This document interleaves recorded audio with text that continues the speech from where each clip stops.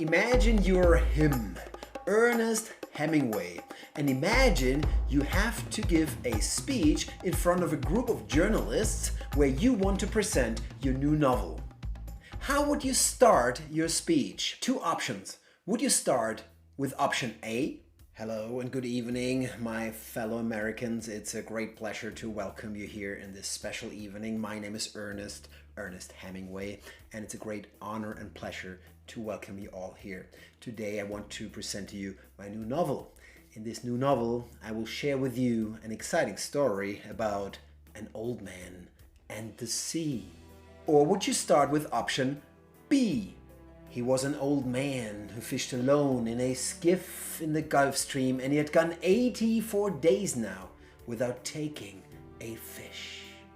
Which option would you choose? A or B?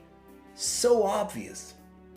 Now, I don't know how much time my friend Ernest Hemingway invested in his first sentences in A Farewell to Arms, in For Whom the Bell Tolls, in Fiesta, in The Old Man and the Sea, but I know for sure he cared tons. Tons he cared. It's the first sentence, man. A writer does the first sentence so that everyone has to read the second sentence. But when you speak in public, you do everything possible on this planet so that no one wants to listen to your second sentence. This is nuts. The biggest fetish I have in public speaking is your first sentence. Start like a writer. Start like Hemingway.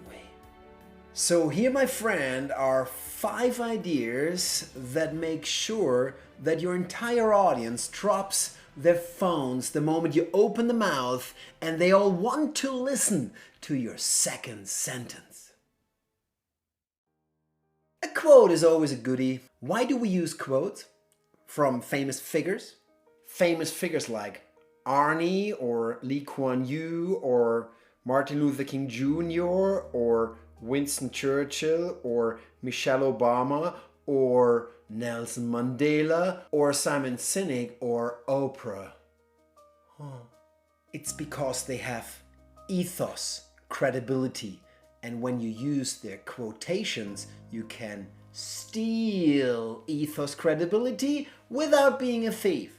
Imagine you start your speech like this. The great Charles Chaplin once said, "A day without laughter is a day wasted." The second idea to start a speech, the one-word pattern. I love this one. Now, take your speech that you're about to give, your presentation, your talk, and press it and press it and press it, and you get all the essence of the entire talk in one word. That's your first word. Imagine you start your speech like this. Passion. Pause! Now everybody's thinking in the audience, what am I passionate about? Am I passionate? What's my passion? Is he passionate? What is he talking about?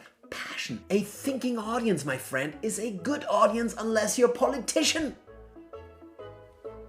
Make them think. One word. Passion. That's a super start for your talk.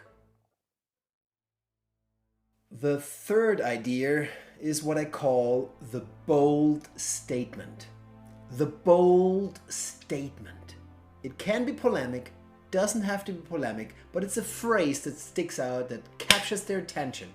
Here's my favorite first line in all the trainings ever since I started in 2009. She's from Zurich. Back then, she was 45 years old, mid-40s, long blonde hair, tailor-made suit, an IT consultant from Zurich, Switzerland, and she had no right arm because she's a victim of the thalidomide scandal. You know, this medication, and then babies were born without extremities. So no right arm.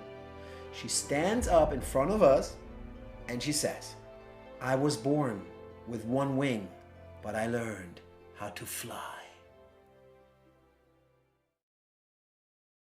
Have you been happy in your life? Who of you have been to New York? Have you been unhappy in your life? Do you think that manners are important? Who of you has been unfaithful? Oh, your brain is so fast! Our human brain has to give an answer to any question the brain hears. This means any question you ask your audience, 100% attention. A question is a good first sentence. One tip for questions in public speaking: closed questions, safe way to heaven. Open question, born to die, safe way to hell. What do you think about Donald Trump? Alpha dog, fifth row Democrats. No open questions in public speaking. Now, I had never the pleasure of having a grandmother. My mother had me at the age of 41. My father was 47. They jumped a generation. I never met my grandmothers.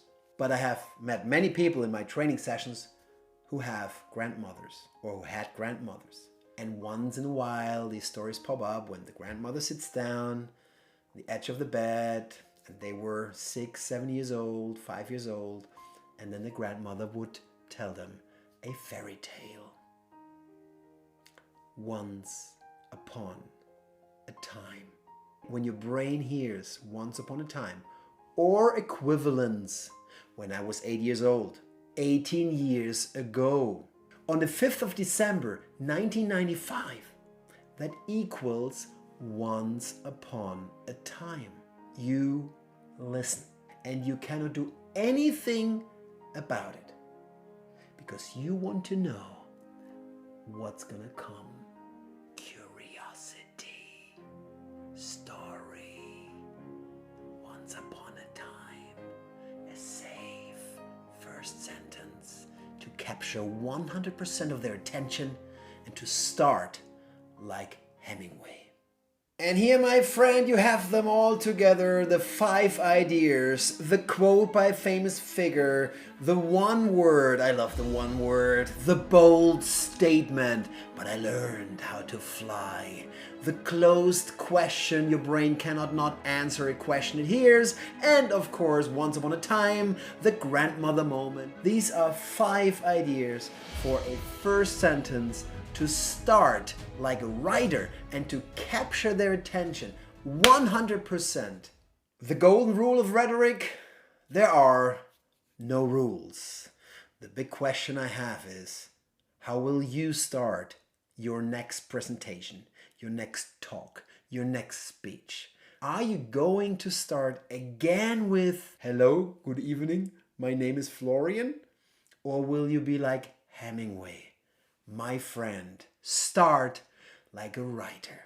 It's been a great pleasure sharing this information, these ideas with you. If you like them, subscribe to this channel, give this video a like, you know how it works, and I will be back anytime soon with more ideas, more tips and techniques about my biggest passion in life, public speaking, rhetoric, charisma. Greetings from Barcelona. See you soon. Hasta la vista.